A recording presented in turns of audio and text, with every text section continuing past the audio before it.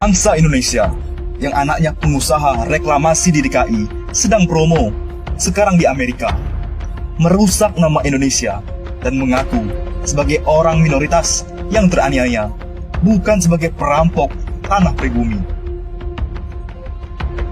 Warganet geram mengungkapkan identitas Pendeta Oscar Surjadi yang mendadak viral karena pidatonya yang dinilai menjelek-jelekan negara sendiri. Dalam pidatonya, di sebuah aksi protes atas kematian George Floyd di Amerika Serikat, ia menyinggung soal diskriminasi di Indonesia. Warganet mengungkapkan Pendeta Suryadi, Oscar Suryadi namanya, adalah anak dari pengusaha reklamasi, pengkhianat bangsa Indonesia yang anaknya pengusaha reklamasi di DKI sedang promo sekarang di Amerika, merusak nama Indonesia dan mengaku sebagai orang minoritas yang teraniaya, bukan sebagai perampok tanah pribumi. Keturunan Cina yang mengeruk kekayaan Indonesia mengambil momentum di saat protes police brutality untuk mengklaim adanya diskriminalisasi antara orang-orang pribumi dan WNI keturunan Cina di Indonesia. I can breathe. Itulah ungkapan Oscar Suryadi, adik Julius Suryadi. Tulis Aira Lubis. Memalukan NKRI. I can breathe. Itulah ungkapan Oscar Suryadi, adik Julius Suryadi, pemilik PT Agung Podomoro, yang merupakan pengusaha development terbesar di Indonesia. Di antaranya proyek reklamasi di Jakarta. Saya lengkapi datanya, dan aneh kalau tidak terciduk. Sambung Ridwan. Lagi dicari tahu kebenarannya. Kalau itu benar, tentu perwakilan RI di Amerika akan mencari tahu dan menegurnya jika perlu disanksi. Saya juga muak kalau ada di antara anak-anak bangsa menjelekkan bangsa atau negaranya hanya karena kasus misalnya. Semoga segera diketahui siapa dia. Sedangkan di Indonesia, Ruslan Buton sedang berjuang. Ruslan anggap Polri tak hargai hukum karena mangkir sidang pra-peradilan. Pihak Ruslan Buton tampaknya kesal dan kecewa. Sidang perdana pra-peradilan yang diajukan Panglima Serdadu X Trimata Nusantara, Ruslan Buton kepada Bareskrim Polri, ditunda lantaran perwakilan dari Bareskrim Polri selaku pihak tergugat tidak hadir dalam persidangan Rabu 10 Juni. Kuasa hukum Ruslan Buton, Tony Tahta, mengatakan sidang rencana akan digelar kembali pada Rabu 17 Juni 2020 atau pekan depan. Hakim tadi meminta ditundanya sampai tanggal 17 Juni, Rabu besok, kata Tonin di Pengadilan Negeri Jakarta Selatan, PN Jaksel. Dengan ditundanya sidang ini, Tonin merasa kecewa. Dia dinilai tergugat tak menghargai hukum. Mereka tidak menghargai hukum dengan tidak datang. Jangan beralasan boleh datang kedua. Kan ini pra-peradilan. Jadi tidak ada keadilan dalam pra-peradilan. Seharusnya dia hadir kalau memang menghargai hukum itu, tegas Tonin. Untuk mengetahui secara lebih dalam kasus pengkhianatan bangsa ini, inilah tanggapan Imam Samsi Ali, seorang imam masjid di New York asal Indonesia, tentang pidato Pendeta Indonesia. Beberapa hari lalu, saya mendapat kiriman video dari seorang warga Indonesia ikut orasi dalam sebuah demonstrasi di sebuah kota di Amerika. Ketika itu saya tidak kenal siapa gerangan dia dan di kota mana acara itu terjadi. Yang pasti awalnya saya bangga. Selama 23 tahun lebih saya tinggal di Amerika, hampir belum pernah menemukan warga yang menonjol dalam acara-acara publik atau kemasyarakatan, apalagi menjadi seorang pembicara. Tentu bagi saya hal seperti ini harus didukung dan membanggakan sebagai sesama diaspora Indonesia di Amerika, kata imam itu. Sejujurnya, saya tidak terlalu memperhatikan konten pidatonya. Entah kenapa, saya lewatkan begitu saja. Barangkali karena saya terlalu obsesi untuk melihat putra-putri bangsa ini tampil di garda terdepan untuk mengharumkan nama bangsa dan negara. Dan saya tidak terlalu membeda-bedakan siapa saja yang punya kapabilitas untuk itu. Tidak peduli ras, etnis, asal daerah, maupun agama apapun yang mereka anut. Saya akan bangga melihat teman-teman Muslim Indonesia maju dan dikenal di Amerika. Saya juga akan bangga melihat teman-teman Kristiani, Hindu atau Buddha untuk maju dan memainkan peranannya di Amerika. Tiba-tiba saja, kemarin hari di media sosial saya, baik WA, Facebook maupun Twitter, dibombardir oleh pertanyaan tentang siapa orang di video itu. Terus terang, saya tidak kenal dan juga tidak tahu di kota mana. Akhirnya sekali lagi, saya dengarkan video itu dengan baik dan teliti. Tiba-tiba, pendengaran saya seperti tertusuk oleh pidato itu. Isinya begitu menyinggung perasaan. Karena di depan warga Amerika yang marah, Indonesia disebutkan sebagai negara yang prejudis, diskriminatif, dan tidak memberikan kebebasan kepada minoritas. Sejujurnya, pidato orang tersebut secara umum bagus, karena mendukung saudara-saudara warga minoritas Amerika, khususnya warga hitam, dalam perjuangan mencari keadilan dan kesetaraan. Sayangnya, di awal pidato itu, nama Indonesia ditampilkan dalam wajah buruk. Isi awal ceramahnya kira-kira berikut. Saya datang dari Indonesia, dan saya sangat tahu bagaimana rasanya diperlakukan prejudis dan diskriminasi. Saya hadir di Amerika bukan untuk ini, diskriminasi warga minoritas di Amerika. Saya kira saya meninggalkan Indonesia, melarikan diri dari negara yang menjadikan saya tidak bisa bernafas, dan seterusnya. Mendengarkan pidato itu seolah meruntuhkan kegembiraan dan rasa bangga saya sebagai sesama diaspora Indonesia di Amerika. Kenapa Indonesia harus digadaikan untuk tujuan yang mungkin baik? Saya katakan baik karena bertujuan untuk membela mereka yang termarginalkan, memberikan dukungan perjuangan untuk keadilan dan kesetaraan. Tapi kenapa harus Indonesia dikorbankan sebagai negara prejudis dan diskriminatif? Saya pun kembali kecewa. Kecewa bukan karena presentasinya yang disampaikan dengan bahasa Inggris yang jauh dari harapan. Dan itu dia akui. Tapi karena awal pidato yang menjelekkan Indonesia itu. Saya pun mencari tahu siapa orang tersebut dan di kota mana. Ternyata di pidato itu dia menyebut kota Portland, sebuah kota di negara bagian barat Amerika. Tapi siapa gerangan orang tersebut? Baru hari ini saya mendapat informasi bahwa sosok itu adalah seorang pendeta bernama Pendeta Oscar Suryadi.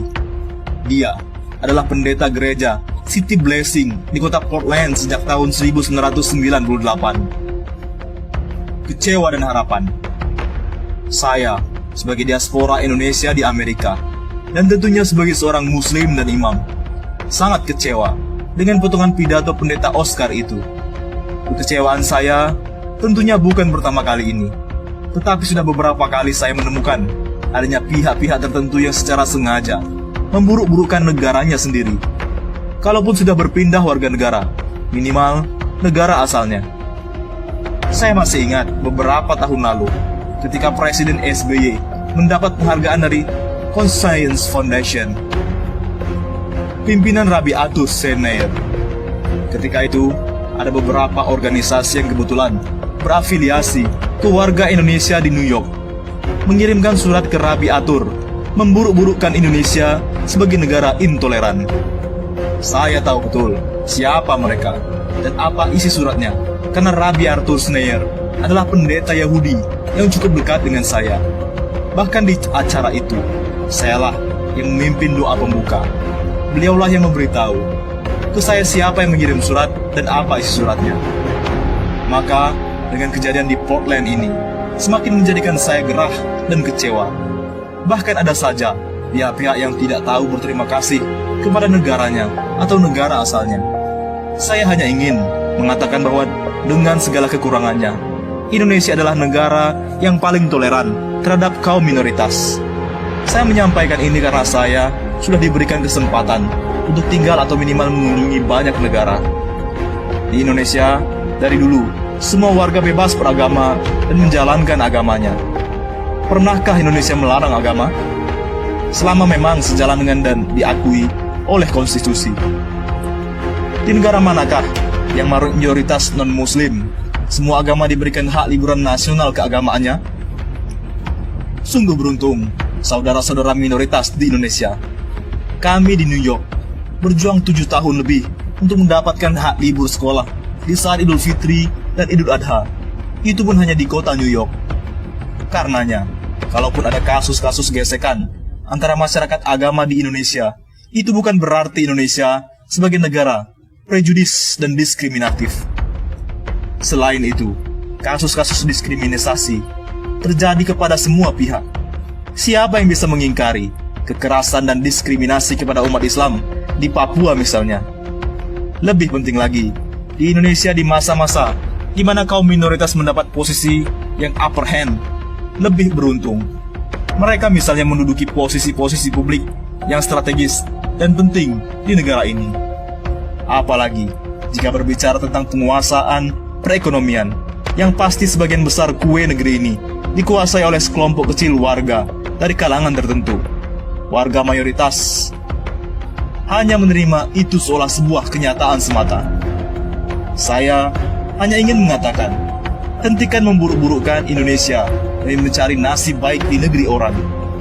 Jangan dua buah kasus Anda pakai untuk mencampakkan wajah bangsa atau negara di depan mata orang lain. Belajarlah berterima kasih dan tahu diri. Oleh Imam Masjid New York, Imam Syamsi Ali, diaspora Indonesia di kota New York. Bagaimana menurut pendapat Anda?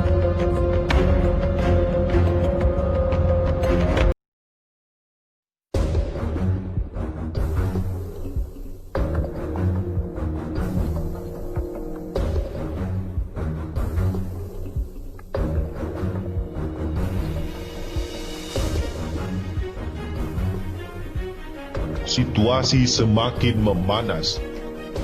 Pesawat jet tempur Cina mendekat setelah pesawat jet Amerika Serikat melintas.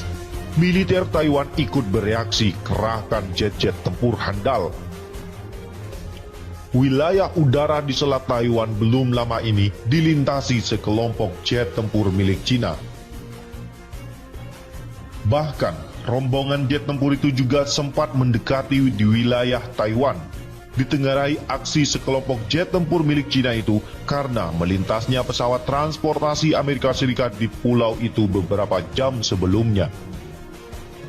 Melansir dari South China Morning Post, menurut Kementerian Pertahanan pulau itu dalam sebuah pernyataan bahwa Taiwan bergegas menggunakan pesawat tempurnya untuk memperingatkan jet-jet tempur Tentara Pembebasan Rakyat Cina yang melintasi garis tengah di Selat Taiwan pada hari Selasa pagi. Militer mendeteksi beberapa nomor jet tempur Sukhoi Su-30 yang terbang ke wilayah barat daya Taiwan secara singkat pagi ini, katanya seperti yang dilansir oleh South China Morning Post. Dia menambahkan Angkatan Udara segera mengirim jet tempur untuk membayangi, mencegat dan membubarkan mereka melalui peringatan radio. Militer memiliki pengawasan penuh dan kendali atas semua kegiatan di laut dan udara yang mengelilingi Taiwan dan masyarakat dapat yakin akan kemampuan kami dalam menegakkan keamanan untuk wilayah nasional kita, imbuhnya. Mengutip dari Reuters, Angkatan Udara Taiwan mengklaim telah memperingatkan beberapa jet-jet tempur Cina yang memasuki zona identifikasi pertahanan udara Taiwan di barat daya pada hari Selasa 9 Juni 2020. Kementerian Su-30 Fighter dan beberapa jet tempur milik Cina yang paling canggih diberi peringatan lisan untuk segera pergi dan jet tempur Angkatan Udara Taiwan mengusir para pengganggu, tambah kementerian. Taiwan mengeluhkan Cina yang mengklaim pulau demokrasi itu sebagai miliknya. Mereka juga telah meningkatkan kegiatan militer dalam beberapa bulan terakhir, mengancam Taiwan, bahkan ketika dunia berurusan dengan pandemi virus corona atau COVID-19. Selain itu, mengutip dari South China Morning Post, aksi tersebut terjadi selang beberapa jam setelah pesawat pengangkut C-40A Amerika Serikat melakukan penerbangan langka ke Taiwan di pantai barat daya pagi-pagi sekali. Menurut Air Navy, yang memberikan informasi kontrol lalu lintas udara, pesawat Amerika Serikat lepas landas dari pangkalan udara Amerika Serikat di Okinawa, terbang di atas Kelung Taiwan, New Taipei, Taipei, Taoyuan, Hsinchu, Miaoli, Taichung, Changhua, Jiayi, Tainan, dan selat di Taiwan menuju Selat Basi. Juru bicara militer Taiwan, Shin Sun-wen, mengkonfirmasi bahwa pesawat Amerika Serikat telah terbang melintasi Taiwan. Militer memiliki kendali penuh atas kegiatan di sekitar Taiwan dan koordinasi. Kondisi saat ini normal, kata Xi. Dalam pernyataan terpisah, Kementerian mengatakan pesawat itu tidak mendarat di Taiwan, menepis beberapa spekulasi media lokal bahwa pesawat Amerika Serikat itu sedang dalam misi khusus.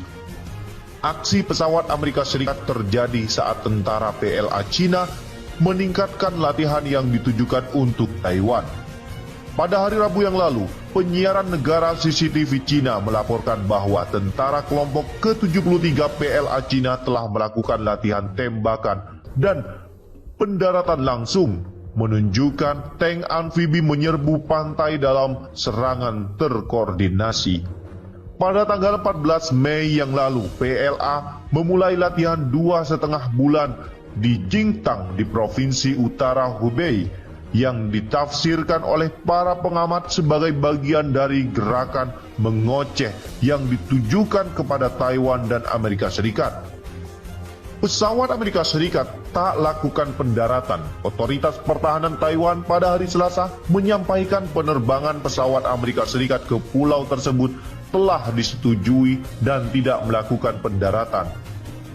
Namun, pada waktu yang nyaris sama pula, beberapa jet-jet tempur PLA Cina Su-30 milik Cina secara cepat memasuki wilayah udara barat daya Pulau Taiwan.